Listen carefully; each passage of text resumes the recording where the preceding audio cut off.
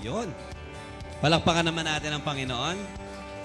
Sige po, I think you can do better. Palakpakan natin si Lord. Mas malakas po. Para kay Lord yan. Amen. So magandang hapon po sa bawat isa. Sa bawat isang naririto and even sa mga nasa online. Kamusta po kayo? Okay. Are you excited this afternoon to hear the word of the Lord? Tama ba? God has prepared a powerful message for every one of us to hear and we believe na kakausapin ni Lord ng bawat isa ngayon. Amen? Sige po, if you're ready, close your eyes. Let's pray, Lord. Be with us. Samahan mo kami in this session, in this hour, in this moment. Lord, we pray that you ready our hearts and anything that you see in our hearts, Lord, na pwedeng maging stumbling block, sagabal, pader, para makapenetrate ang salita mo, durugin, basagin mo to lahat. And I pray, Panginoon, ikaw po mangusap sa amin at dalhin mo po ang salita mo sa aming buhay upang makilala ka namin ng lubusan. At ito po ang maging paraan upang lalo kaming manampalataya sa iyo. Be with us, God. Speak to our hearts. Holy Spirit, kumilos ka po sa aming kalagitnaan. We love you, we praise you. Ito po ang aming dalangin sa pangalan ni Jesus. Everybody say, Amen. Malakas ulit na palakpak para sa Panginoon. Iyan. Di ba? So I do believe, okay, na dapat passionate ang fellowship na to because puro kabataan ang naririto. Tama ba? Tingnan mo yung katabi mo, youth pa yan. Amen? Diba? Okay? So, we are all youth here. Tama? Ilan ba? Hindi na tayo nagkakalayo dito. 16, 18. Tama ba? Alright? 20, 13, 1, 13, 2, 13, 3, mga ganon. Okay? Di ba? Sige. Tanong ko lang po ngayong oras na to, even yung mga nasa online, if you can comment down, ano ang pinaka-familiar na verse sa'yo sa Bible? Pinaka-unang-unang verse na, alam mo yun, nakabisado mo, pinakaunang-unang verse na, alam mo yun, naging familiar sa'yo, naging familiar ka? Okay? Sige, meron ba? Ano sa inyo dito? John 3:16, ha? John 3:16, ginopya mo lang ata eh, okay? Hindi, joke lang. Alright, di ba? Well, in fact, totoo naman yon, di ba? Isa sa mga famous verse, in fact, the most famous verse in the entire Bible, okay, is John 3:16. It is the most well-quoted, most posted verse at yan yung pag-uusapan natin ngayon. Hindi naman natin minamalit na ibang mga verses, pero kumbaga, ito kasi yung pinaka-famous. In fact, kahit nga ako, hindi ko pa kilala si Lord. Nasa mundo pa ako ng kasalanan. Is parang, I think, second year, third year, basta high school ako, nakita ko yung naka-print sa pader nung high school namin, John 3:16, binasa ko. At nung binasa ko yun, nakabisado ko siya, saglit lang. Tapos yun, wala naman siya masyadong impact. Pero kumbaga, ang dali kasi niyang matandaan. So yun ang pag-uusapan natin ngayon. And maybe majority of you here is very much familiar with the verse, John 3:16. Di ba? May mga ilan dito, baka kaya nyo ngang i-memorize or i-recite. Di ba? But, tingnan natin mabuti ano ba message ni Lord. Sige po, labas natin. Our topic this afternoon is about the message of John 3:16. Okay? So ano ba mensahe behind this powerful verse? Ano ba mensahe behind this famous and well-quoted, di ba, verse? Okay? Sige po, basahin natin. Sabi po ng John 3:16, For God so loved the world that He gave His one and only Son. So sinasabi dito na talagang alam mo, ang Diyos ay Diyos na mapagmahal. Kasi sinabi niya, for God so loved the world. Okay? Pero dito nagpapakita din, totoo lang, na ang Diyos, okay, ay alam mo yun, ang katibayan at patunay na nagmamahal, ang Diyos ay dun sa kanyang ibinigay. You cannot love without giving.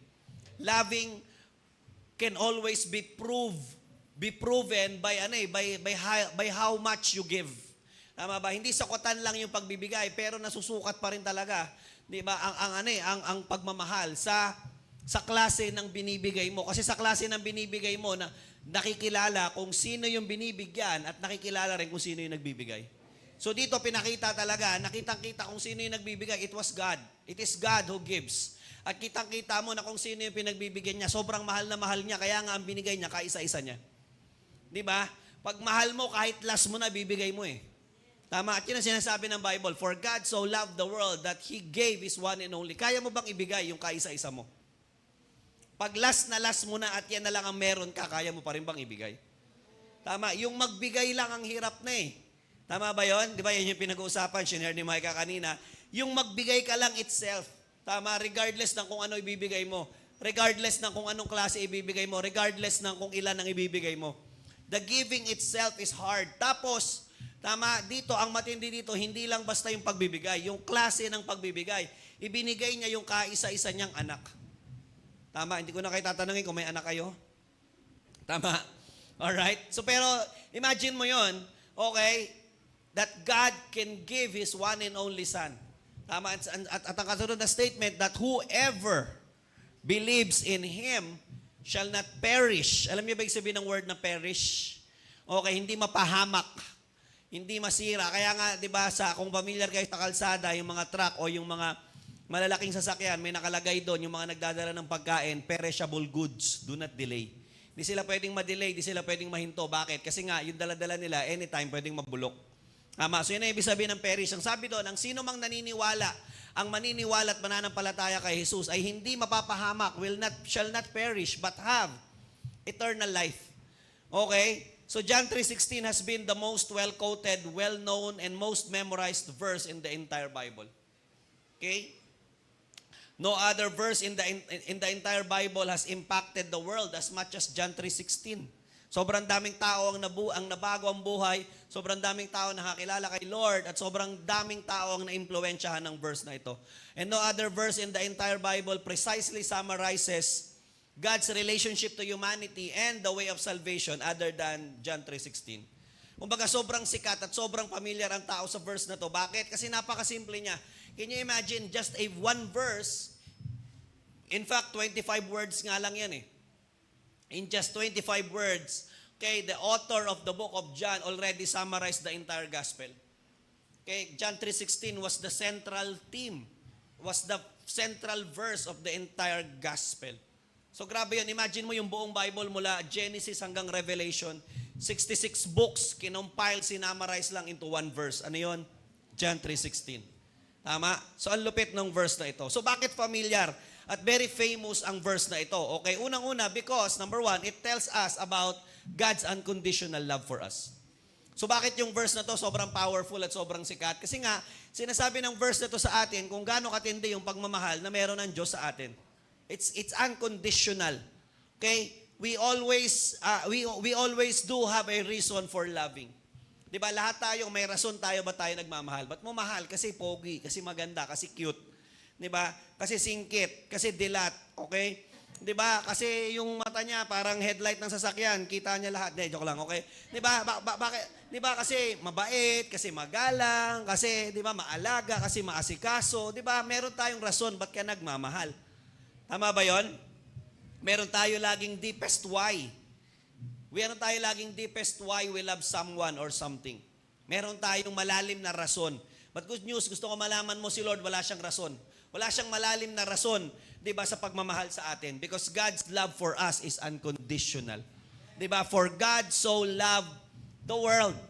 Okay? Ibang klase yung pagmamahal ni Lord sa atin. God's love is unconditional. Kaya nga in other words, yung unconditional can also mean reasoned out love. Wala siyang rason. Okay? God loves us because simply He loves us. Bakit? Kasi pag naglagay ka ng rason at kung maglalagay ang Diyos ng rason para mahalin tayo, baka hindi niya na tayo mahalin. Or baka dumating sa time na tumigil ang Diyos na mahalin tayo. Bakit? Kasi hindi natin maaabot yung rason. Di ba? Kaya hindi naglagay ang Diyos ng requirement for Him to love us. Wala kang kailangang gawin para mahalin ka ng Diyos because God already loved you. Amen? Antindi ng verse. Pangalawa, sinasabi din sa atin dito, it teaches us about the sacrifice God had made for us. Okay? For God so loved the world, unconditional, that He gave His one and only Son. So ang sinasabi dito, meron Diyos na nagmamahal ng buong sanlibutan ng walang kondisyon. Okay? At hindi lang sinasabi ng verse na ang Diyos ay mapagmahal. Tama? Hindi lang sinasabi ng verse na tayo ay minamahal ng Diyos. Sinasabi din dito ng verse kung hanggang saan yung sukdulan. Up to what extent God loved us. Okay? So sinasabi dito, sobrang mahal ka ng Diyos, pero pinatunayan niya yung pagmamahal na yon sa pamamagitan ng pagbibigay ng kaisa-isa niya. Madali naman kasing sabihin nagmamahal ka eh. Di ba, in our generation, in our world today, saying I love you is just as common. Okay, alam mo yon, parang napaka-natural. Wala na ngang halos bigat yung salitang I love you. Bakit? Ang dali naman niyang sabihin pero hindi naman siya minimin. Tama? Okay, so sinasabi ng Bible dito, there is a God who loves you. Okay, pero sinasabi niya, pinatunayan ito ng Diyos. Bakit? Kasi pinakita din kung hanggang saan yung sukdulan ng kayang gawin ng Diyos para sa mga minamahal niya.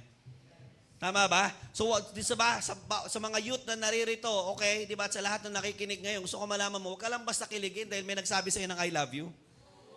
Tama, kinilig ka kaagad Teka lang, di ba, binobola ka lang Tama, kasi hindi naman to usapin ng pagsasabi lang ng I love you. Ang tanong, hanggang saan mo kayang patunayan yung sinasabi mong I love you? Di ba? Okay, kasi dapat meron kang proof. Tama, tanda natin mabuti that sinasabi ng John 3:16, mahal tayo ng Diyos. At dahil mahal tayo ng Diyos, kaya niyang isagad ang sarili niya. Okay, to the point na kaya niyang ibigay ang kaisa-isa niyang anak para sa'yo. Tama? So, hindi lang sinabi, okay, yung pagmamahal, pinatunayan yung pagmamahal. Tama ba? So, pag may nagsabi sa'yo ng I love you, sigurado ka ba? Okay, kaya mo ba akong tiisin? Kaya mo bang intindihin yung topa ko, yung toyo ko, at yung lahat ng kung ano-anong halo-halong, tama ba? Okay? Hello? Tama. At sa mga lalaki naman, o kahit na sino din, di ba, bago ka magsabi din ng I love you, check mo muna, teka lang, hanggang saan ba yung kaya kong gawin para sa tao na to? Okay? Kasi, again, ang daling magsabi. Pero ang tanong, kaya mo bang patunayan? Si Lord, hindi lang niya sinabi, pinatunayan talaga niya. Tama? And number 3, why John 3:16 was so famous? Because it helps us understand the eternal implication of being a follower of Jesus. So sinasabi din ng verse na to, ano ba yung dulot? Ano ba yung magandang bunga? 'Di ba? Na mangyayari sa atin kapag tayo ay naging tagasunod ni Jesus. Tinutulungan tayo ng John 3:16 na maintindihan kung ano ba yung mapapala natin. Kasi importante, 'di ba? Before we jump into something, before we commit into something, teka lang, ano bang dulot niyan sa buhay ko? Kasi kung wala naman, then wag na. Pero kung may maganda namang dulot yan, then let's go. So, PowerPoint please, pakibabaan natin. The greatest rewards of being a follower of Jesus are two things. Dalawa ang importanteng implication ng pagsunod o pagiging disciple ng Panginoon. Unang-una, it avoids us, avoiding eternal punishment in hell. Diba? Whether you like it or not, whether you believe it or not, hell is real. Okay? At ang hirap, diba, na yung hell ay ayaw mong paniwalaan at mapapatunayan mo lang na totoo siya pag nandun ka na. Tama? Sana habang nandito ka, paniwalaan mo na siya. At sana, okay, hindi mo maranasan, diba, na makarating doon. Tama? So, sinasabi ng Bible, for God so loved the world that He gave His one and only Son, that whoever believes in Him shall not perish. Diba? Kaya ang Panginoon ay bumaba sa lupa, nagkatawang tao, namatay sa krus, upang ang lahat daw ng mananampalataya sa Kanya ay hindi mapahamak. Tama? So isa sa pinakamagandang reward ng pagsunod natin kay Lord is iniiwas tayo ng Diyos sa matinding kapahamakan na posible nating, maranasan. Pangalawa, na rewards of being a follower of Jesus is receiving eternal life with God in heaven. Tama? Okay? So, unang-una, inalis ka ng Diyos sa napakahirap at walang hanggang kaparusahan. Tapos, ang matindi nun, binigyan ka pa niya ng napakagandang regalo na buhay na walang hanggan. So, John 3:16 gives us hope as a Christians that we will never be condemned in hell. And that one day, pagharap natin kay Lord, there is an eternal life waiting for us, to those who believe, follow, and serve the Lord Jesus Christ. Tama? Sobrang ganda niya. So ngayon ang tanong, di ba, ano ba talaga ang malalim o ano ba talaga yung mensahe ng John 3:16 para sa atin? Are you excited? Are you ready? Di ba? So number 1, ang sinasabi sa atin dito ng John 3:16, there is a great God. Merong malaki, makapangyarihan at dakilang Diyos. Alright, there is a great God. Di ba? Sabi ng John 3:16, unang-una pa lang, the first two words, for God so loved the world. Hinighlight natin yung first two words, for God. Umpisa pa lang, sinasabi na may Diyos. Totoong may Diyos, God lives and God exists. Okay? The world has been living a life for so long as if there is no God who sees and there is no God who understands. Ang tagal lang namumuhay ng mundo as if na parang walang Diyos. Ang sabi ng Bible, for God so loved the world. There is world, but there is also God. Tama? Okay, gusto ko malaman mo na gaano man kalaki ang mundo, gaano man kaganda ang offer ng mundo, gaano man karami ang mga magagandang bagay na pwede mo makuha sa mundo, hindi nito kailanman at hindi nito dapat kailanman matabunan at matakpan ang existence ng Diyos. Tama? Okay, hindi kailanman dapat matabunan, di ba, ng mundo ang katotohanan ng Diyos sa buhay ng isang tao. May Diyos na nakakakita ng klase ng mundo at may Diyos na nakakakita ng klase ng pamumuhay ng mga tao sa mundo. Okay? You do not allow the world, di ba, natalunin niya ang katotohanan ng Diyos sa buhay mo. You do not allow the world para tabunan niya at ilayo ka niya ng todo sa Diyos. Ang daming tao ngayon, totoo lang, ang namumuhay, nakala mo walang Diyos na nakakita sa kanila. But I wanna tell you, God is here. God is real. God exists. Tama? May Diyos na kahit na anong gawin ng mundong pagtatakip at pagbubura sa existence neto o sa existence ng Diyos, ay hindi pa rin titigil ang Diyos magpakita.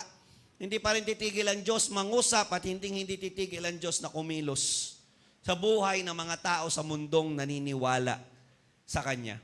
Tama? The world may try. Okay, pwedeng subukan ng mundo, pwedeng subukan ng mga taong namumuhay sa mundo na i-deny ang existence ng Diyos.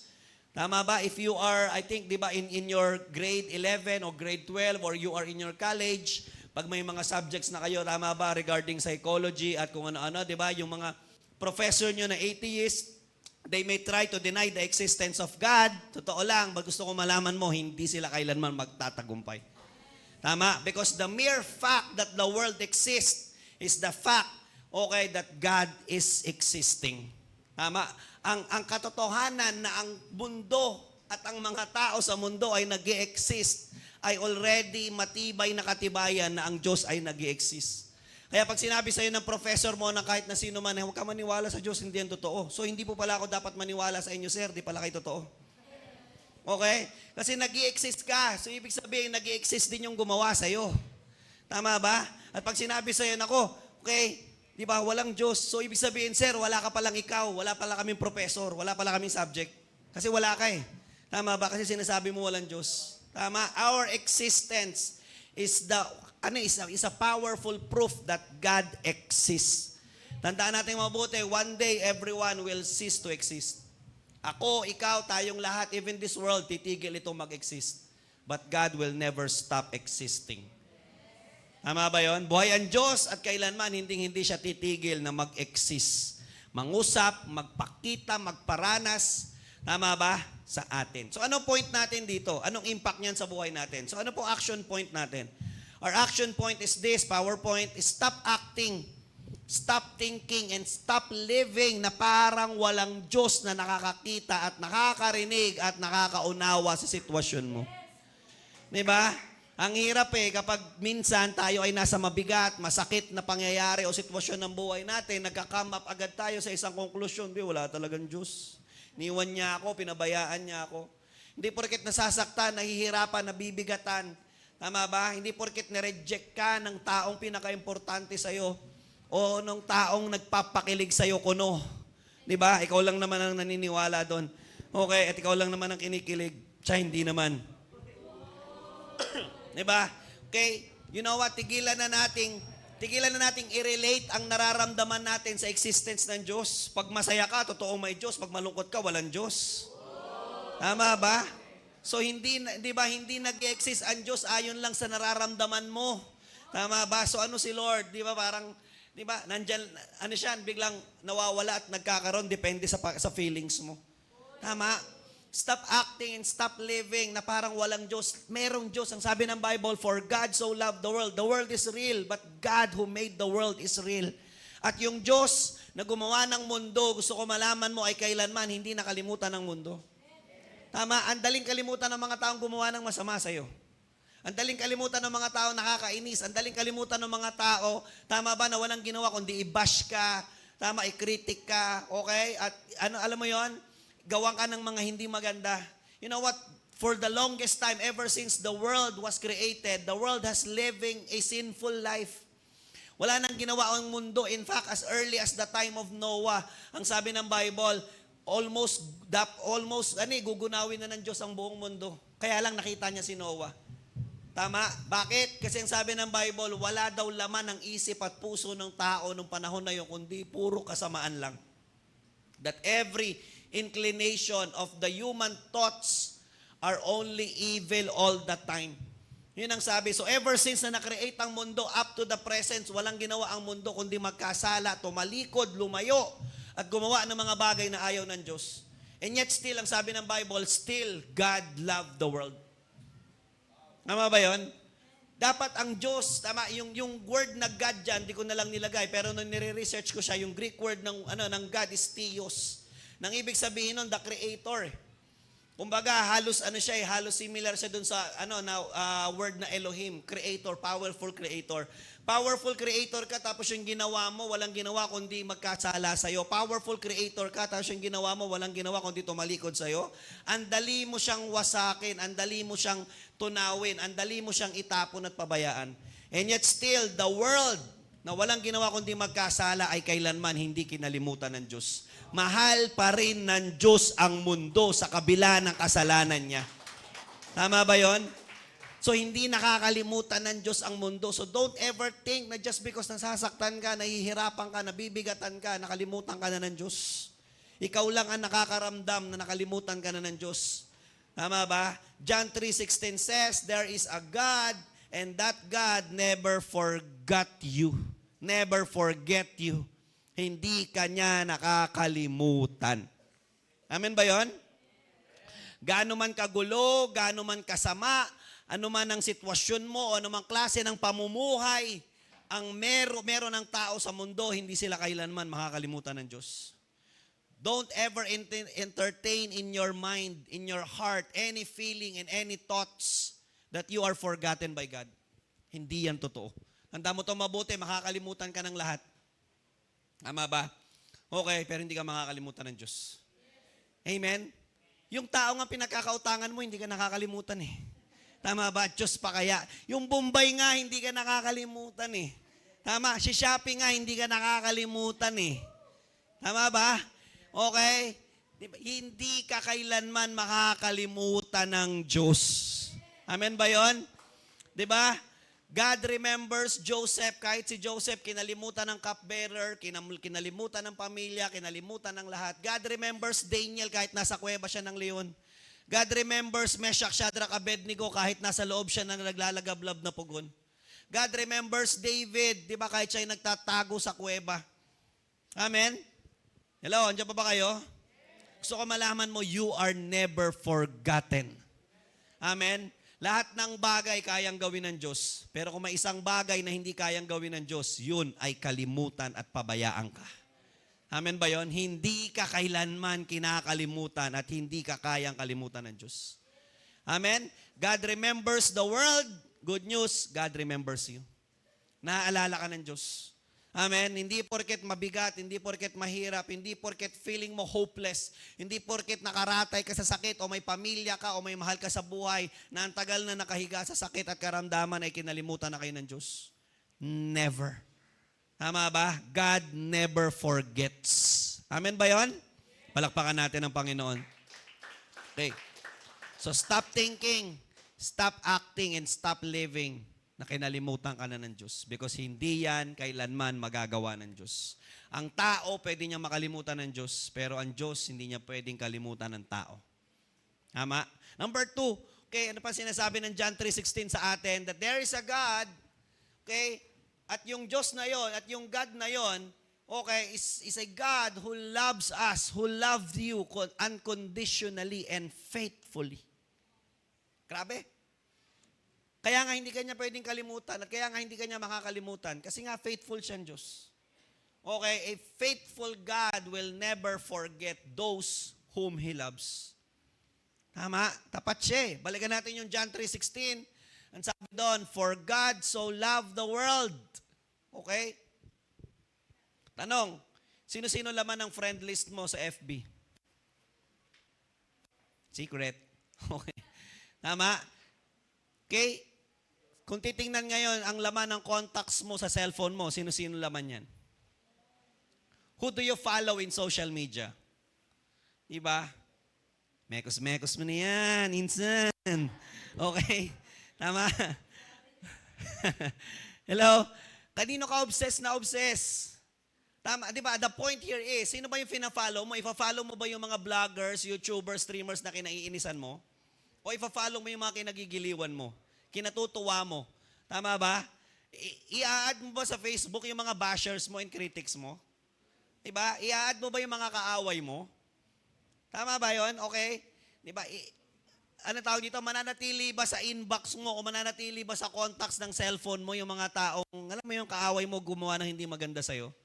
The point here is, we will never add our enemies into our lives. Hindi mo idadagdag ang mga kaaway mo sa buhay mo. Uy, may kaaway ako doon. Ay, alam mo, bakante yung kapitbahay namin. O, baka gusto nyo, dito na lang kayo lumipat. Tama ba? Patitirahin mo ba sa bahay mo yung mga taong, di ba, kinaiinisan mo? Okay? Ikaw ba ay sasali sa isang grupo na nandun yung pinaka-kinaiinisan mong tao? Hello? We will never add our enemies into our lives, right? We will never follow someone that we hate or we don't like. Tama ba yon? We will never have close association with someone who does wrong to us. Hindi tayo didikit sa mga tao na walang ginawa kundi masama sa atin. Tama ba yon? Okay, lalayo tayo. Ilalayo mo sarili mo. Tama ba? Didistansya ka. Okay? I-unfollow mo, magbablock ka, tama? O kaya ano ba yung mga ano yan, mga ginagawa, hindi ko alam, ano ba, spam, okay, restrict, at kung ano-ano pa. Yung mga taong kinaiinisan mo, i-report mo, tama, yung mga klase ng vlog streams na hindi mo gusto at offensive sa'yo. Tama ba yon? But can you imagine God so loved the world? Again, gaya ng sabi ko, sino tong mundo na to? Ano tong mundo na to? This world is the kind of world na walang ginawa kundi magkasala, sumuway at magrebelde kay Lord. Tama, God so loved the world. The world of sinfulness, the world of immorality, the world of greediness, the world of materialism, the world of corruption, the world of self-centeredness. Paano mamahalin ang isang mundo na walang ginawa kundi tumalikod, magkasala, lumaban, manakit at gumawa ng hindi maganda sa paningin mo? Hello? Paano mo mamahalin ang isang mundo? Tama ba na after mong gawin ay naghahanap ng ibang Diyos na kapalit mo? May gusto ba ako dito? Tama. But you know what? Can you imagine gaano ka-faithful at gaano katindi ang pagmamahal ng Diyos sa atin na kahit ang mundo na ito na dapat nakalimutan, still minahal pa rin ng Diyos ng walang kondisyon. This is the reason why in the first place, God never put a reason for loving the world. Because kung maglalagay ng reason ang Diyos for loving the world, then lumalabas, pwede rin siya magkaroon ng reason for unloving the world. Diba? Kasi kung may reason, if you have reasons for loving, then definitely someday you will have reasons for unloving. Diba? If you will have reasons for accepting, you will have reasons for rejecting. Tama? So sabi ni Lord, hindi ako pwedeng maglagay ng reason. Bakit? Kasi pwedeng ma-fail nila ako at pag na-fail nila ako, titigil na akong mahalin sila.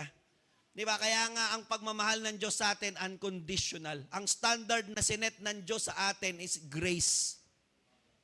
And what is grace? Grace is God's undeserved favor given to undeserved people. Tayo yun. Di ba? Okay, kaya nga, tayo, though hindi natin deserve ang pag-ibig ng Diyos, pero dahil sa standard na sinet ni Lord, grace, deserve na natin ang kabutihan ng Diyos. Kasi para kanino yung grace? Para sa mga undeserving. Para sa ating lahat yun. Tama ba? And you know what? Can you imagine? God has been doing this ever since the world began. God was so faithful in loving the world, although the world is not faithful to Him. Tama ba yun? Diba? God has been faithful to us even though we are not faithful to Him. Amen? Sino rito agree? We fail God at many times. Many times. We fail God. Tama ba? Okay? Di ba sa bawat tagpo ng buhay natin? And yet, God never failed to love us. God never failed to accept us. God never failed, tama ba, to embrace us. God never fails to forgive us. Faithfulness is the foundation of God's unconditional love for us. Kaya napakatibay ng pag-ibig ng Diyos sa atin kasi ang pundasyon niya napakatibay. Itong biga na to, pundasyon yan. Yung poste na yan na nasa gitna, pati ang mga yan, di ba, pundasyon yan. Tanggalin mo to, babagsak tong building na to. Kaya hindi bumabagsak yung building kahit may nagtatalunan sa taas, may mga tumatakbo at nagbabasketball. Bakit? Matibay yung pundasyon. Kaya hindi, di ba, bumibigay ang pundasyon ng pagmamahal sa atin ng Diyos, ang tibay ng pundasyon. Anong pundasyon? Katapatan ng Diyos. Ang pinakamatibay na patunay ng pinakamatinding pag-ibig ng Diyos sa atin ay ang kanyang matinding katapatan sa atin. God is faithful. So ano ngayon action point natin dito? Anong impact nito sa buhay natin? Stop embracing a wrong principle na nakakahiyang lumapit sa Diyos dahil makasalanan ka o may nagawa kang kasalanan. Di ba? We have this understanding na kung hindi mo na ako atin ng church, nahihiya ako, bakit nakagawa ko ng kasalanan? Hindi na ako tatanggapin ni Lord. Di ba? Meron tayong thinking na kapag tayo ay nakagawa ng mali, lalayo, tatakas, magtatago, di na babalik, di na magpapakita. Tama ba? That's a wrong principle. Why? Because ever since the world has created, the world has continuously sinning against God and yet still God loved the world. Hindi ko sinasabi na okay lang pala magkasala. Hindi ko sinasabi na okay lang pala gumawa ng masama, tanggap naman ako ni Lord. Tama, hindi yun ang sinasabi ko dito. Ang sinasabi ko lang dito, wag mong hayaan, tama ba, na ang maling kaisipan na ito ay ilayo ka kay Lord. Diba? Kasi maling-mali ang kaisipan na yan. Gaano siya kamali? Imagine mo, yung ginawa mong mali ay naglayo na sa'yo kay Lord, naglagay na ng barrier. Tapos yung response mo doon, yung klase ng pag-iisip mo ay lalo pa naglalayo sa'yo kay Lord. Tama ba? Naintindihan natin? Tama? So sinasabi ng Bible, for God so loved the world. Walang rason ang Diyos para hindi ka tanggapin at hindi ka patawarin gaano mang kasama ang nagawa mo sa paningin mo. Tama ba? Again, God loves you unconditionally. Diba? God never forgets. God remembers and God always accepts. Walang taong lumalapit kay Lord ng seryoso at totoo na kanyang tatalikuran at pababayaan. Amen? No matter who you are, no matter what you have done, come to Jesus. Tama, tatanggapin ka niya. Tapat ang Diyos sa pagmamahal pagmamahal sa tao na walang kondisyon, kaya alisin mo sa isipan mo ang maling kaisipan na hindi ka matatanggap ng Diyos.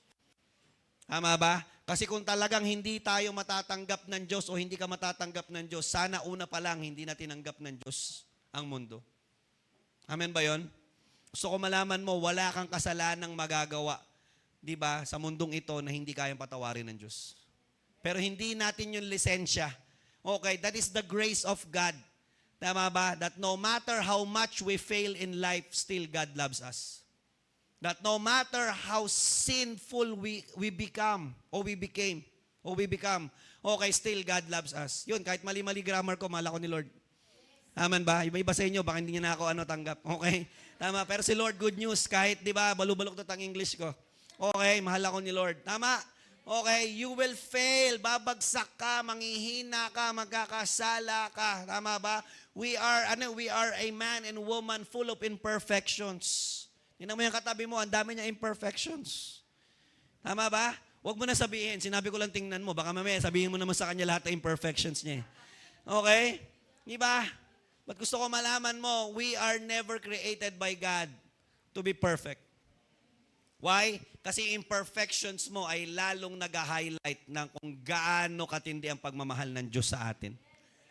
Amen? Tama? Hindi mo kailangan maging perfect para maging karapat-dapat kay Lord. Gusto ko malaman mo, di ba, kung sino ka ngayon, you as who you are right now, ikaw ay katanggap-tanggap at mahal na mahal ka ng Diyos. Amen? So ano ibig sabihin nito? Let's love God also unconditional. Mahal ka ni Lord unconditionally. So sana tayo rin in return, mahalin din natin si Lord unconditionally. Tama, tigilan na rin natin maglagay ng kondisyon. Lord, mahal kita, mamahalin kita, pero dapat ito muna gawin mo. Diba? Hindi ka nga nilagyan ni Lord ng kondisyon eh. Dapat ikaw wag mo rin lagyan si Lord ng kondisyon. Susunod ako, Lord, pero dapat gawin mo to. Tama. Hello? Siya nga, Diyos, hindi naglagay ng kondisyon, tapos ikaw, ang dami mong kondisyon. Amen? Hello? Let's love God. Okay, and let that love and let the love of God compels us to love Him and serve Him fully and truly. Tama? Amen? Hello, palakpakan natin ang Panginoon. So ano po number 1 natin? Number 1 is, there is a great God. Gusto ko malaman mo, may Diyos na mahusay, matindi at makapangyarihan na hindi ka nakakalimutan, na nakikita ang sitwasyon mo, naririnig ang iyak mo, nalalaman ang kung anumang hinagpis at pangit na sitwasyon na pinagdadaanan mo. Hindi ka nakakalimutan at hindi ka pababayaan ng Diyos. Tama? Okay? Number 2, that great God, okay, loves you unconditionally and faithfully. And number 3, the greatest provision of God to the world's need is Jesus.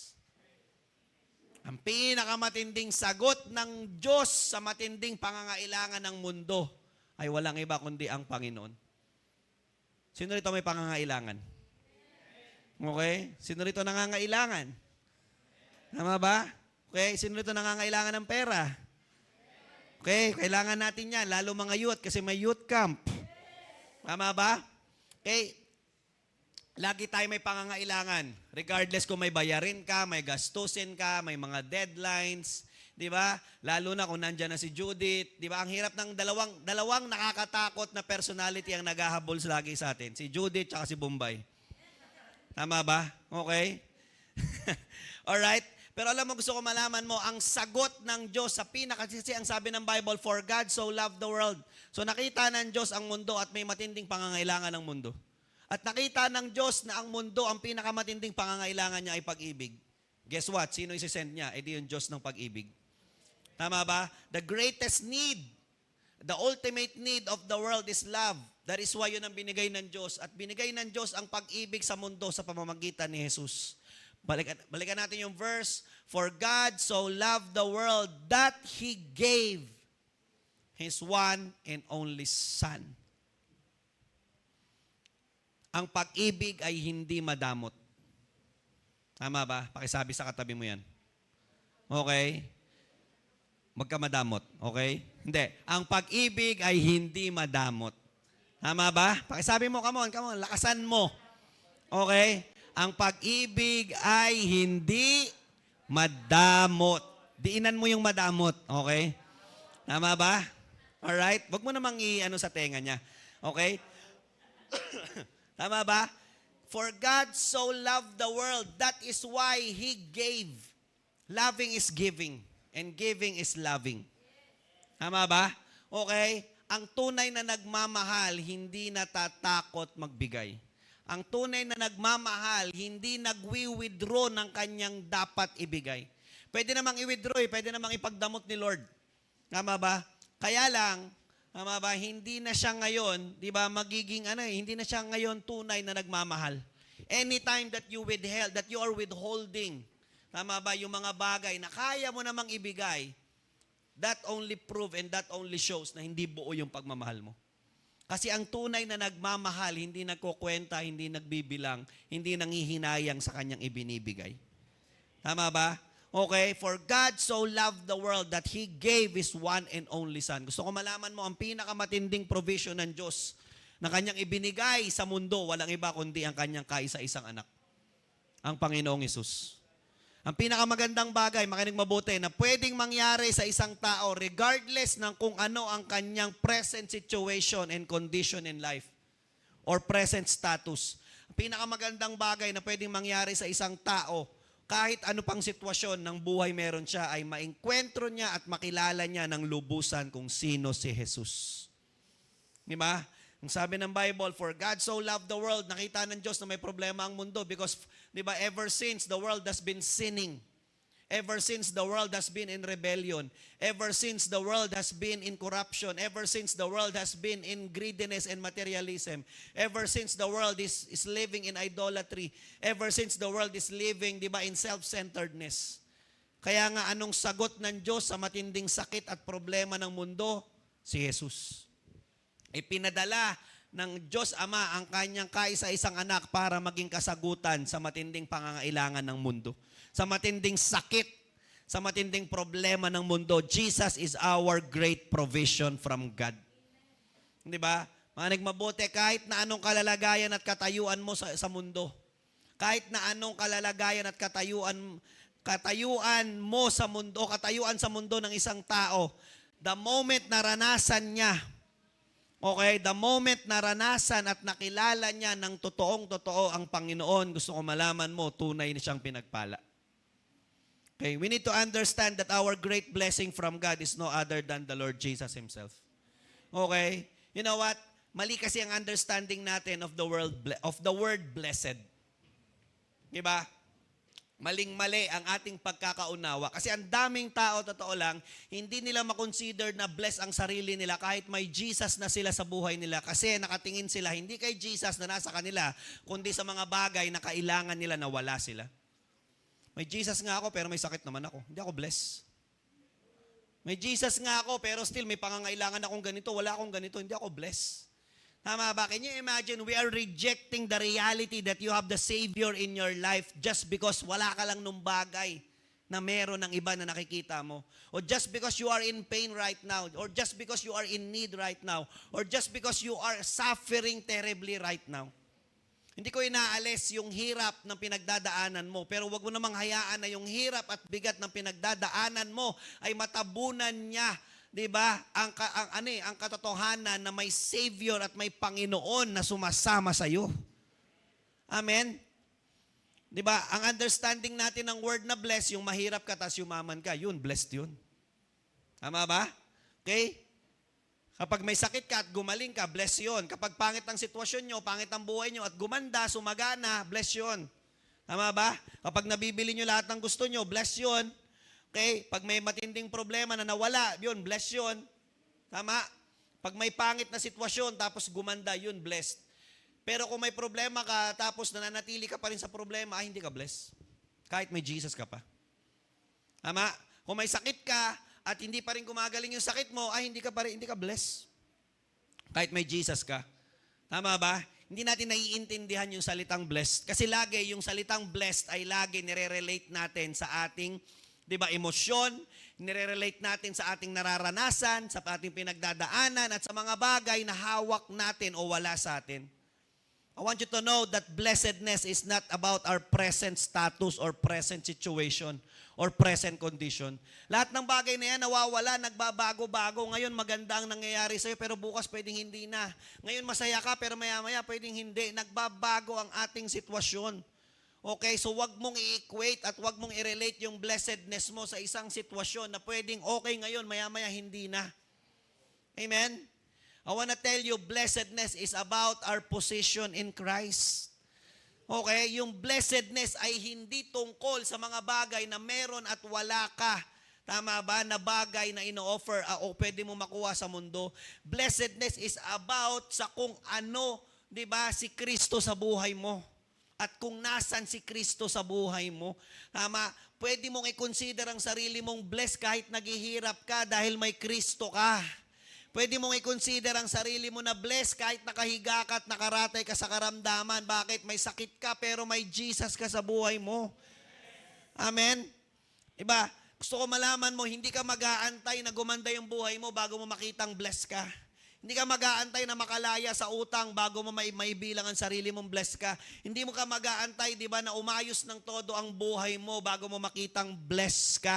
Kahit pangit ang sitwasyon mo, kahit lubog kayo sa kahirapan, kahit rejected ka, kahit in pain ka, kahit ano pang negativity na nangyayari sa buhay mo, basta may Jesus ka, as long as you have Jesus in your life, you are blessed.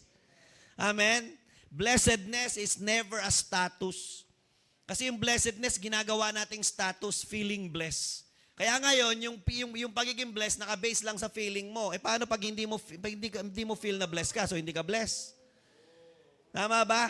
Feeling blessed kasi may sahod. Pag wala ng sahod, so hindi ka na blessed. Tama ba? Okay? Feeling blessed pag may mga bagong sapatos, bagong damit. Tama ba? Okay? Feeling blessed, naka-braces, feeling blessed, okay? Tama ba? Okay? Hello? Nag-aantay ako, sino sa church na to sunod na magkakaroon ng brace? Tama ba? Okay, sinabi ko to sa Lipa, malapit na namin palitan yung tarpaulin namin dyan, malapit na to maging life giver braces. Okay, puro naka-brace na lahat ng tao dito eh. Tama ba? Okay, who's next? Okay, tingnan mo sa katabi mo, baka ikaw na yan. Okay, di ba? Malapit ka na maging blessed. Okay, di ba? Amen?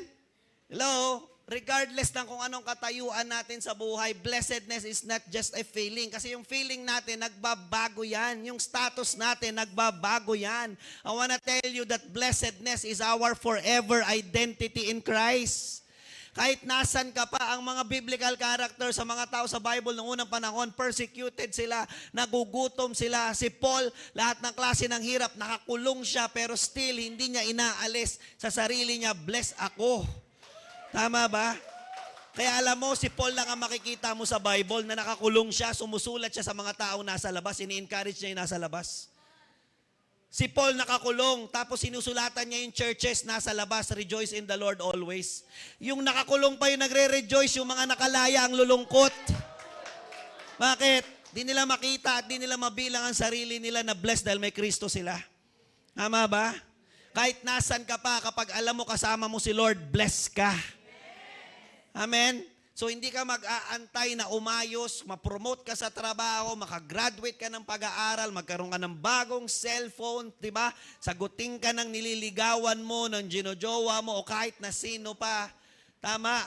Okay, basta may Kristo ka, blessed ka. Amen? Ngayon kasi ang nangyayari, kahit may Lord ka, basta wala ka nito, di ba kulang? Parang sinasabi mo, Lord, you're not enough. Tama ba? Gusto ko malaman mo, kahit mawala sa iyo ang lahat, kahit magkulang ka ng lahat, hanggat may Jesus ka, pinagpala ka pa rin. Amen? Diba? So wag mo lang bilangin yung mga bagay na wala ka. Wala ako neto, wala ako neto, wala akong ganito. Ito yung nangyayari sa buhay ko ngayon. Pero, I still have Jesus. I'm blessed. Diba? Dapat yun lagi yung statement, I still have Jesus. I'm blessed. Amen? So ano action point natin dyan? Tama ba? Instead of feeling blessed, I want to tell you in Christ, you are forever blessed. Diba? Don't just feel blessed. Okay? Diba? Pwede yun. I am forever blessed. Araw-araw akong blessed. Bakit? May Jesus ako sa buhay ko. May sakit ka ngayon, kapatid. Oo nga eh. Pero alam mo, kahit may sakit ako, blessed ako. Bakit? Kasi may Lord ako eh. May Jesus ako eh. Tama ba? Ang tindi ng hinaharap namin pangangailangan ngayon, pero gusto ko malaman mo, hindi ko hahayaan na yung pangangailangan na to ay matabunan nito ang katotohanan. Blessed pa rin ako. Bakit? May Jesus ako sa buhay ko. Tama ba? From this day on, always look at yourself as blessed no matter what kind of life you are having right now. Tama ba? Whether nananalo o natatalo ka, whether malungkot o masaya ka, whether may financial breakthrough ka or you are financially broke. Tama? Whether napopromote ka o nade-demote ka, whether in sickness ka or healthy ka, hindi mo kailangang sukatin ang buhay mo ayon sa kondisyon at status ng buhay mo, kundi ayon sa identity mo kay Kristo. Amen ba yon? In Christ, we are always blessed. In Christ, we are daily blessed. And in Christ, we are forever blessed. Amen? Palakpakan natin ang Panginoon. Grabe. Number 4, okay? Diba, na truth about John 3:16 is our greatest response to God's unconditional love is great faith. Dahil blessed ka araw-araw at dahil binibless ka at pinagpapala ka ng existence ni Jesus sa buhay mo, anong pinakamatinding sukli natin sa matinding pagmamahal na pinapakita ng Diyos sa atin, diba, ay ang ating matinding pananampalataya sa Kanya. Tama? Our greatest response, ang pinakamagandang maisusukli natin sa pinakamatinding pag-ibig ng Diyos sa atin ay matinding pananampalataya. Balikan natin John 3:16, for God so loved the world that He gave His one and only Son, that whoever believes in Him. Okay? Ang ganda nung statement, that whoever. May Diyos. At yung Diyos mapagmahal sa mundo, kahit yung mundo ay hindi karapat-dapat mahalin, pero still pinili niyang mahalin. Kaya nga, pinakita niya yung sukdulan ng pagmamahal na kaya niyang ibigay sa mundo. Ano yon?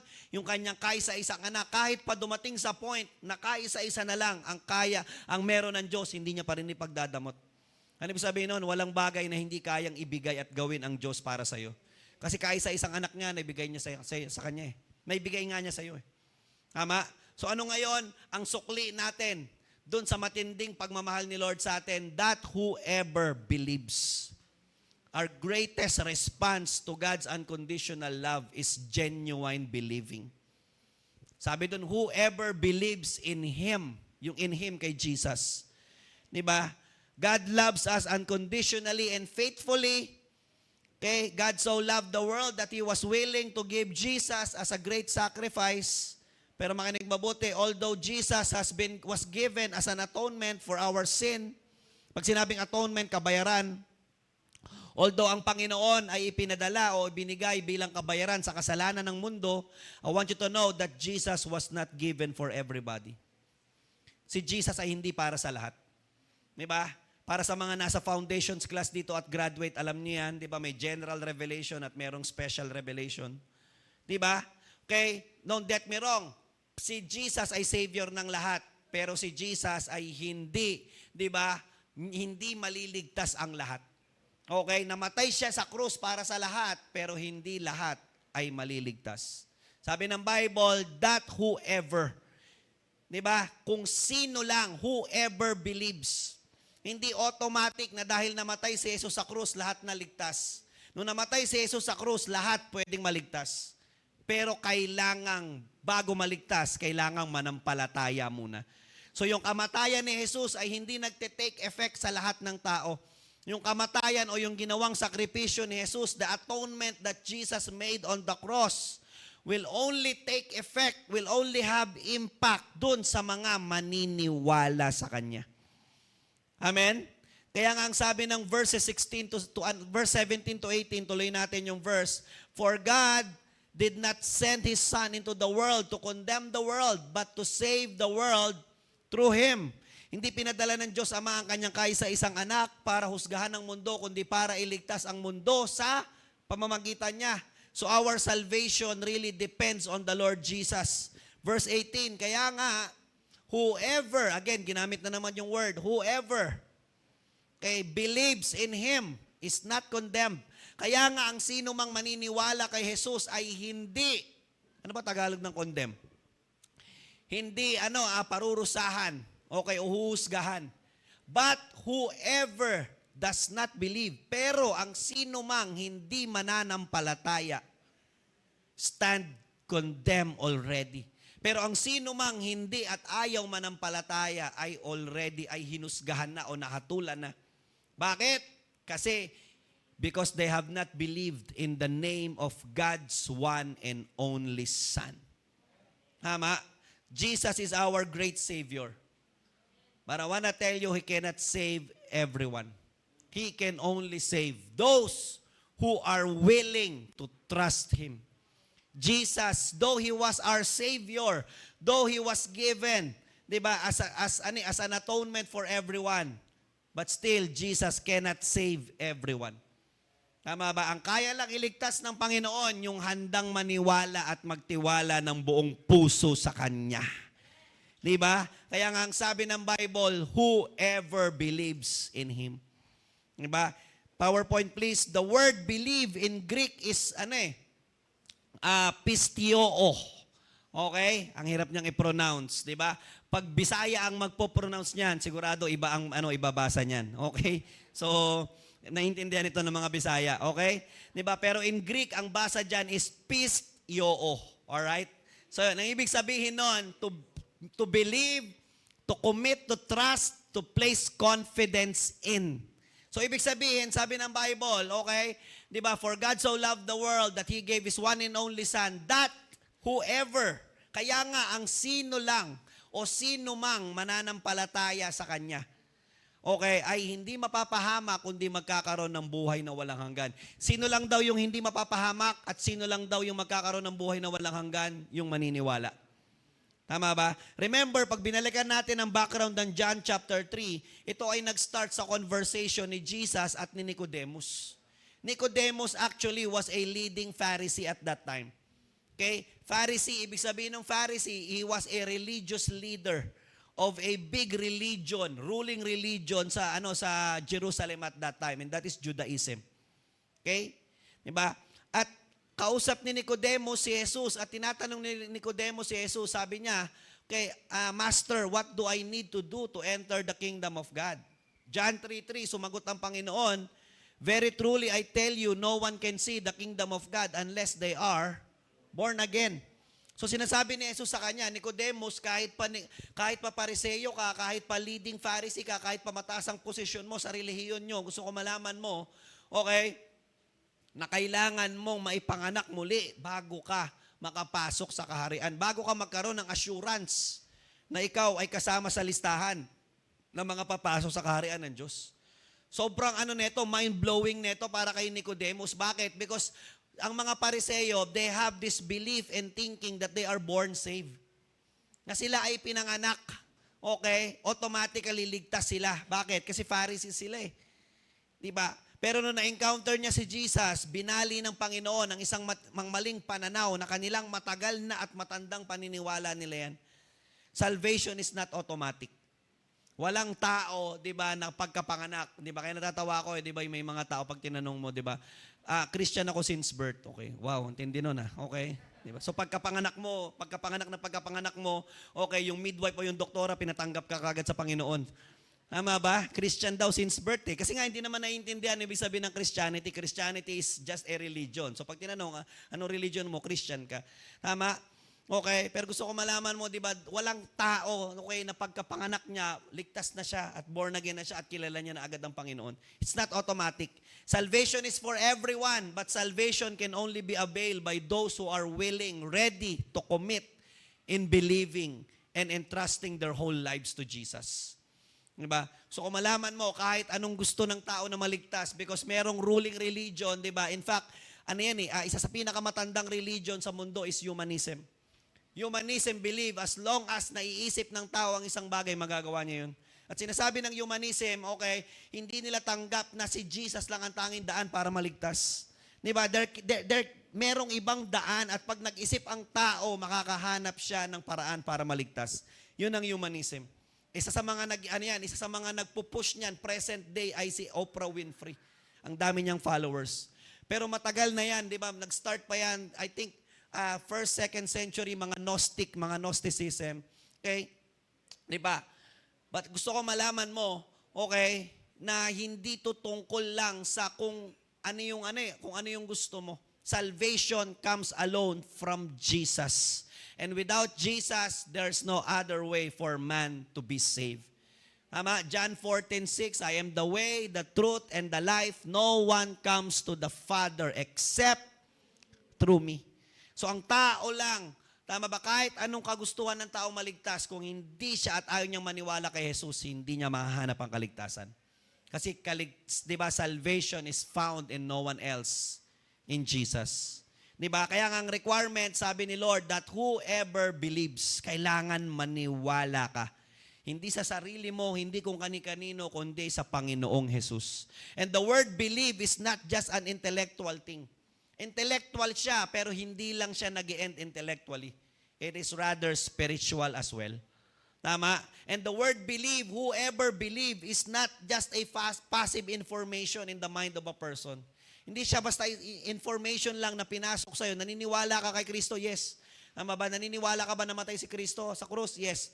Diba? Nag-end lang siya ng information. Passive lang, naniniwala lang, pero wala namang ginagawa sa paniniwala niya. That's not believing. Real believing is something na pinaniniwalaan mo sa isip mo at nagkakaroon ng impact sa buong buhay mo.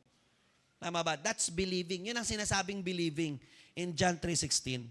Okay, believing or faith must be an influential, powerful, and transformative thing sa buhay ng isang tao. 'Di ba? Na talagang hindi lang ginovern yung isip niya, kundi yung buong pagkatao niya. Tandaan mo itong mabuti, magkaibang tao ang kilala lang si Jesus sa taong tunay na kumikilala at nananampalataya kay Jesus. Magkaiba yun. 'Di ba? Magkaibang tao ang kilala si Jesus at yung kumikilala at nananampalataya kay Jesus. Tama? Kasi maraming tao, pag tinanong mo, kilala mo si Jesus, kilala nila. But what you are doing dun sa Jesus na kilala mo, wala na. Kasi nag-end up lang sila, intellectual, kilala lang nila si Jesus. Amen? Hindi yun yung believe na sinasabi dun. So ano action point natin dito? Action point natin, live and walk by faith. Baliwala ang pagkakakilala mo kay Jesus kung hindi ka naman nananampalataya sa Kanya. Tama ba? Kilala mo si Jesus. Tama? Good news, sabi ng Bible, even si Satan, even ang demonyo, kilala si Jesus. Tama ba? It's not enough that you know Jesus. Don't just simply know Jesus. Let your knowledge about Jesus inwardly transform your life. Dapat yung pagkakakilala mo kay Jesus, binago yung buhay mo. Tama ba? Hello, dapat yung believing mo kay Jesus, may impact na dala yan sa buhay mo. Dahil kilala mo si Lord, tinigil mo tong ganitong buhay at ganitong gawain. Dahil kilala mo si Lord, inumpisahan mo na yung tamang pamumuhay. Dahil kilala mo si Lord, hindi mo ginagawa yung ganitong bagay. May impact yung pagkakakilala mo sa Kanya. Tama ba yon? Okay? Dapat yung believing mo kay Jesus ay nagdadala sa iyo para maniwala sa existence ni Jesus. Okay? At nagtutulak sa iyo para sumunod din at paglingkuran din si Jesus. Amen? Okay? So ganito yung pattern. A believing faith, okay, is a saving faith. Tama? Believing faith is a saving faith. And a saving faith will eventually result into a serving faith. Tama? Nag-start kang naniniwala ng totoo. Kaya nga yung paniniwala mo ay nag-led para magkaroon ka ng kaligtasan. At yung kaligtasan mo ay nagdala naman at nagresulta sa paglilingkod mo sa Panginoon. Amen? Diba? Those who believe will eventually become saved. And those who save will eventually serve. Diba? The God who saved them. Amen? Tama ba yon? Amen? 'Di ba? Hindi ka naglilingkod dahil ligtas, dahil gusto mong maligtas. Naglilingkod ka dahil ligtas ka. Tama ba? Hindi requirement ang paglilingkod sa kaligtasan. Okay? 'Di ba? Pero yung paglilingkod ay resulta ng tunay na kaligtasan na nangyari sa iyo dahil tunay kang nanampalataya sa Panginoon. Amen? Palakpakan natin ang Panginoon. And last, number 5, the greatest reward of being a disciple of Jesus is eternal life.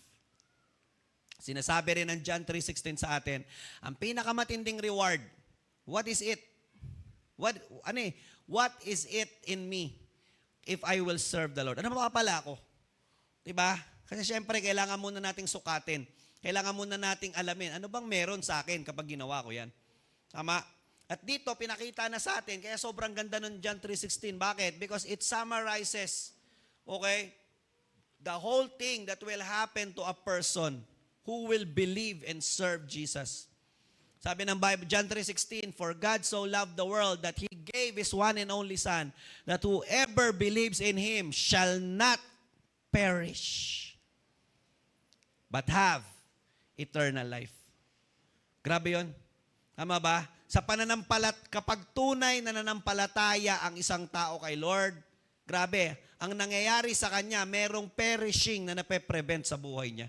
Shall not perish. May pagkabulok, may pagkawasak, may pagkasira na nape-prevent, na-avoid ng tao.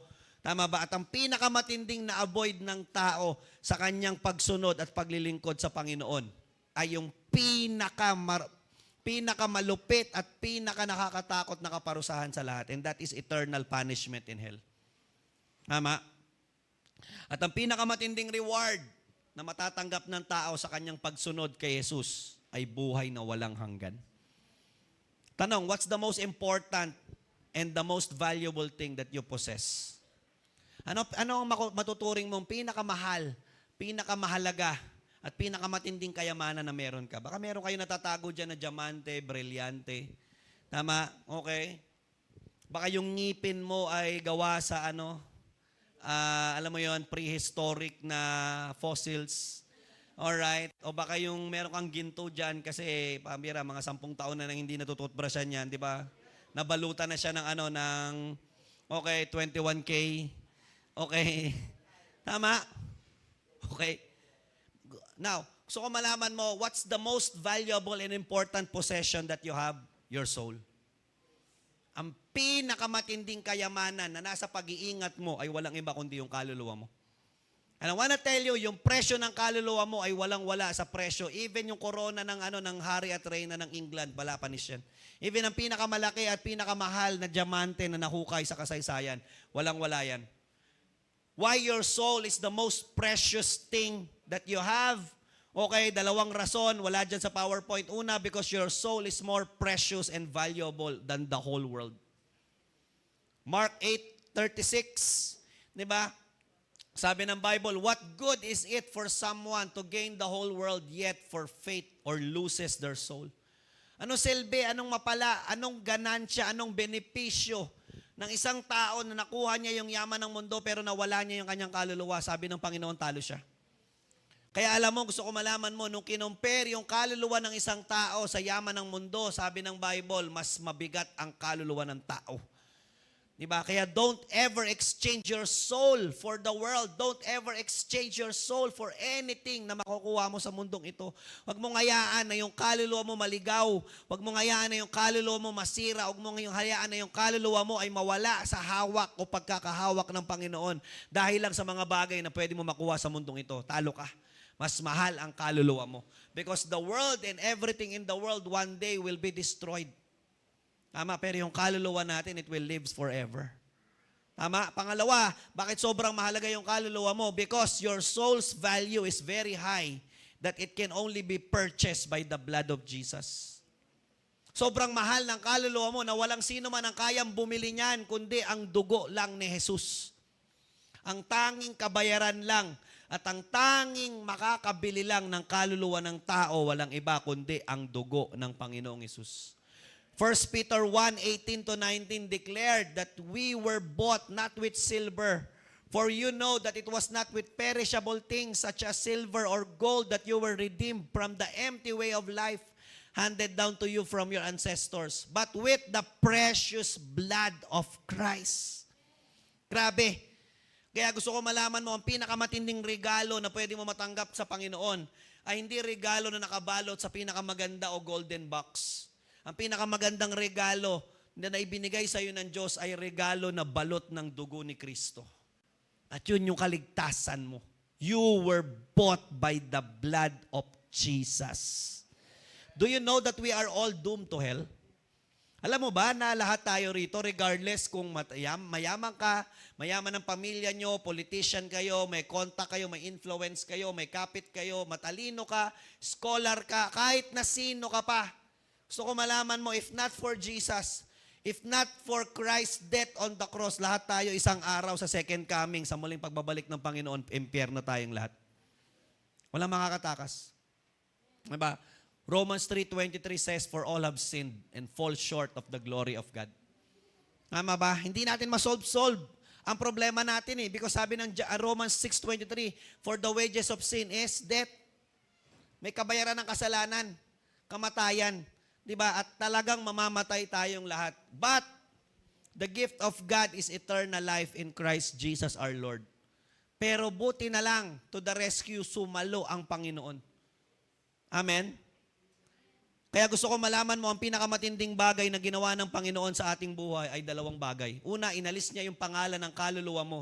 Inalis niya yung pangalan mo sa listahan ng mga kaluluwang pupunta ng impyerno. At habang buhay na mahihiwalay sa Diyos.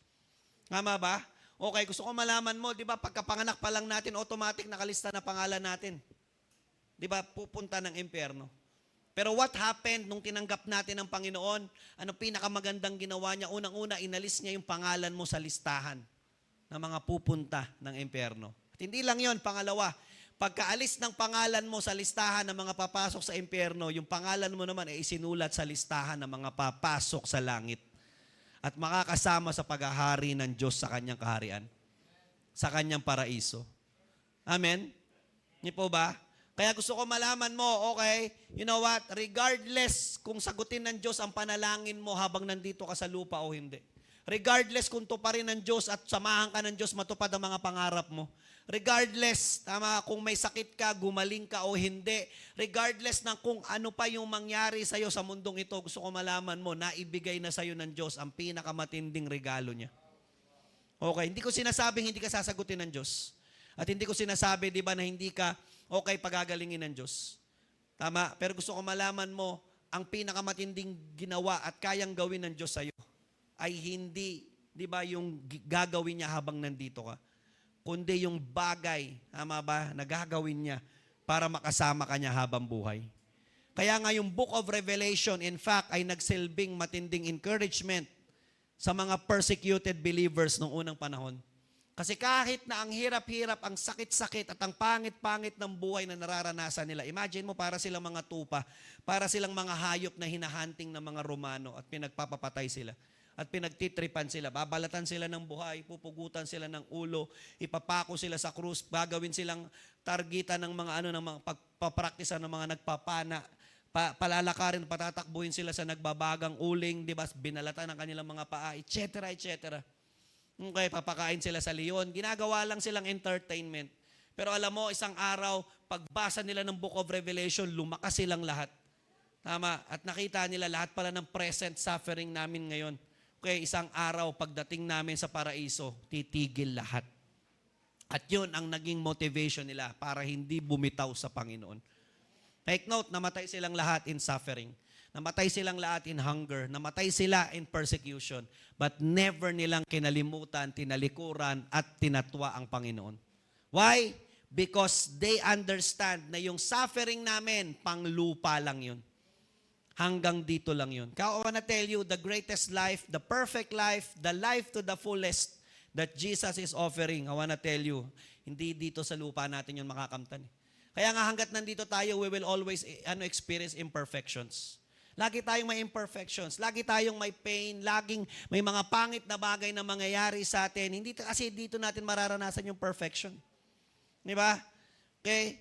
As long as we are living in this corrupted world, in this world full of sin, in this world governed by Satan, laging may pangit na bagay. Kaya nga gusto ko malaman mo, our greatest reward ay wala dito sa mundong ito, kundi nasa kaharian ng Diyos. Amen? There is a great and wonderful life ahead of us in eternity in the kingdom of God. So anong action point natin? Dito po ako mag-end. Don't be so attached in this world that you forget that you are just a temporary resident of this world.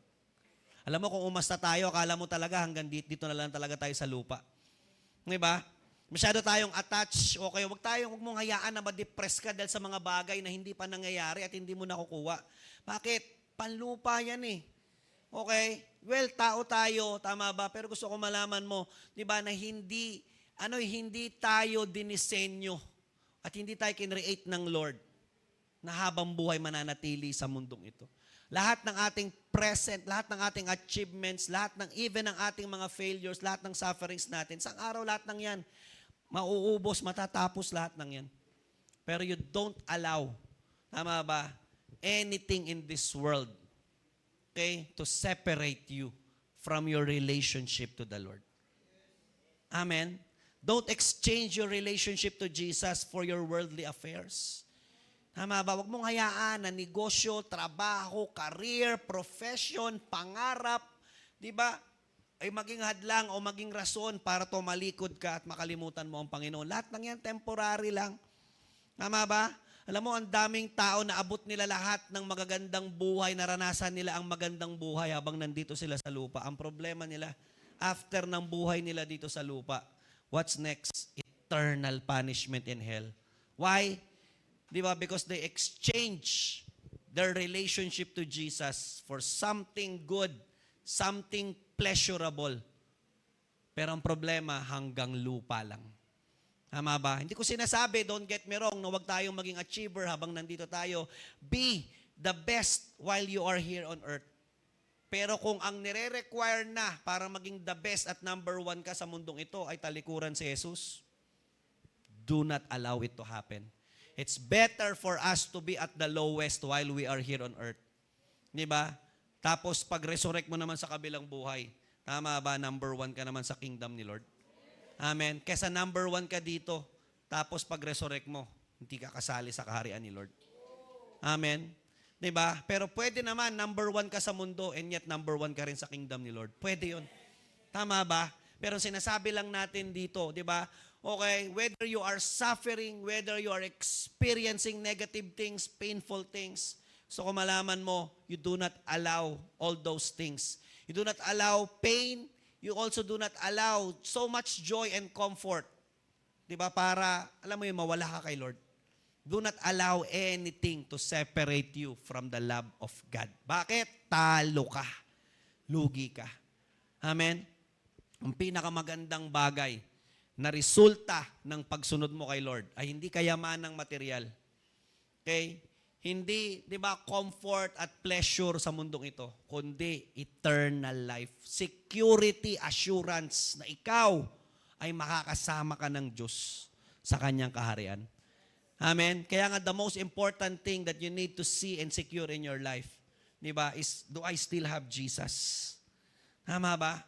Kasi pwedeng magkaroon ka ng lahat o pwedeng mawala sa iyo ang lahat. Pero ang importante, teka lang, may Jesus pa ba ako? Yes, Lord, hanggat may Jesus ka, gusto ko malaman mo, you are still victorious. You are still blessed. You are still victorious. Why? Because walang sino man ang kayang humawak at mag-ingat ng kaluluwa mo maliban kay Jesus. Amen? Palakpakan natin ang Panginoon. Tatayo po tayong lahat.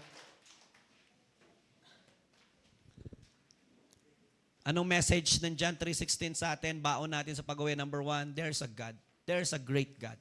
Merong matindi at makapangyarihan Diyos na hindi ka nakakalimutan at hindi ka makakalimutan. Tama ba? Pangalawa, there's a great God who loves you unconditionally and faithfully. That whatever you have done, still, He never fails and He will never fail to love you and accept you. And number 3, okay, that the greatest provision of God to the world's need, to your need, to our need, is Jesus. May pangangailangan ka, anong kailangan mo? You need more of Jesus. The greatest thing that you need in your life is Jesus. And number 4, the greatest response to God's unconditional love is great faith. Ang pinakamatinding bagay na maisusukli natin sa kabutihan ng Diyos ay matinding pananampalataya. And last, ang pinakamatinding reward ng pagsunod sa Panginoon ay buhay na walang hanggan. Can we close our eyes? Even yung mga nasa online, let God, let the Holy Spirit, let the great God who loved the world minister to you right now. So kung malaman mo, there's no limit. There's no boundaries to the love of God that He can show and He can give to you. God so loved the world. Even though the world do not love God in return, even though the world live a life of sinfulness, even though the world live a life of self-centeredness, even though the world lived a life of impurity, immorality, idolatry, even though the world doesn't accept Jesus, even though the world tried to create his or her own God, God never fails to love the world. Mahal ka ng Diyos. Tanggap ka ng Diyos. So right now, sino ka man, ano ka man, sinasabi ng Panginoon sa'yo, nak, di kita nakakalimutan. I know you. I remember you. I know what your life is. I know what you are going through right now. And gusto ko malaman mo, blessed ka. You are blessed because you have Jesus. You are blessed because you have known Jesus. You are blessed right now because nagpapakilala ang Panginoon sa iyo at nagpapakilalang muli ang Panginoon sa iyo. Lumapit ka ngayon sa Panginoon at tumingi ka ng tawad dahil hindi mo na-consider na sarili mo ay blessed just because nakatingin ka sa suffering, nakatingin ka sa sickness, nakatingin ka sa present condition, present situation and status mo. Nakalimutan mo na as long as you have Jesus, as long as you have the Savior with you, as long as Jesus is mightily and actively working in your life, you are blessed. The moment you accepted Jesus, that very hour, you are already blessed up until now. Walang sino man ang kayang magnakaw at mag-alis ng pagiging blessed mo. You do not give Satan any opportunity para ipamuka at iparamdam sa'yo na hindi ka blessed. You are blessed beyond compare. Kahit pa ang bigat ng buhay mo, kahit pa ang daming pangangailangan, kahit pa ang sakit ng nangyayari sa'yo ngayon, gusto ko malaman mo, yung fact that Jesus is with you, you are already blessed. At ano ang response natin sa matinding bagay na ginawa ng Diyos? Matinding pananampalataya. Believe. Maniwala ka ngayon. Let your belief in Jesus transition into trusting, into walking by faith, into placing your whole life, into committing your whole life unto Him, into surrendering in Jesus. Jesus is the sacrificial lamb given for your salvation. Manampalataya ka ngayon sa Panginoon. Come on. Hallelujah. Thank you, Jesus. Thank you, Jesus. Set me free.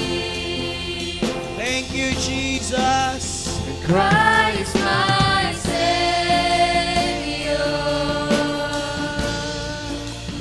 rescued me.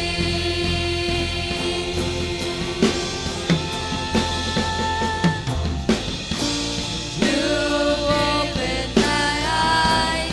You've opened my eyes. I love you, Lord. I love you, Lord. You've entered my heart. You set me apart. I love you, Lord. I love you, Lord. You've given me life. You've opened my eyes. I love you, Lord. I love you, Lord. You've entered my heart. You set me apart. I love you, Lord. I love you, Lord. Panginoon, we come to you right now in repentance. Dahil Lord, nakalimutan namin na ibilang ang aming sarili na blessed just because we are hurting, just because we are in pain, just because of rejections, just because of discouraging and frustrating things na nangyayari sa buhay namin. Patawarin mo kami, Lord, na parang pinapamuka at sinasabi namin, Lord, you are not enough, na kahit nasa amin ka at meron kaming ikaw, Lord, parang kulang pa din. Pero God, ngayon naintindihan na namin, regardless ng kung anong buhay, sitwasyon at kondisyon meron kami, Panginoon, Lord, we are blessed. Hanggat meron kaming ikaw, blessed kami. Hanggat meron kaming Jesus sa buhay namin, whether we are in sickness, whether we are in need, whether we are in great trouble or in suffering, we are still blessed. Lord, hindi na namin kailanman hahayaan na matakpan ng present situation namin. Panginoon, ang tunay na identity namin sa iyo, we are forever blessed in you, Jesus. Oh God, salamat po. And God, tulungan mo kami that in response to your unconditional love to us, never naming maiisip, Lord, na kailanman kami po ay hindi katanggap-tanggap sa iyo. Kami po ay hindi perfect.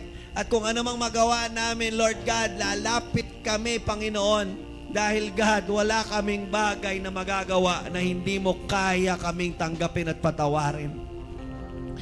Tulungan mo kami, Panginoon, manampalataya ng totoo, manampalataya ng buo, Panginoon, at makita that, Lord, you have already given to us our greatest gift, and that is the assurance of eternal life. hawak na namin ang pinakamalaki at pinakamatinding regalo mo sa amin. Yun ay buhay na walang hanggan. And for that, Lord, for that, you deserve to be praised. For that, Lord, you deserve to be worshipped. For that, Lord, you deserve to be followed. You deserve to be served. You deserve, Lord, para, Lord, sundin at, Lord, lakaran ang kalooban mo. Thank you so much. Salamat po sa salita mo sa amin sa umagang ito. And I pray, baunin namin ang mga katotohanan ng mensahe mo na kami po ay forever loved. Kami po ay forever blessed. Kami po ay forever forgiven. Kami po ay forever saved because of what you've done for us. Thank you, Lord. Salamat po. Ingatan mo ang aming kaluluwa, ingatan mo ang aming buhay, at tulungan mo kami, Lord, na walang anuman at walang sino man sa mundong ito ang makakapagpahiwalay sa iyo sa amin. We thank you, Lord. We praise you. We love you. Ito pong aming dalangin sa pangalan ni Jesus. Amen. Amen. God bless you.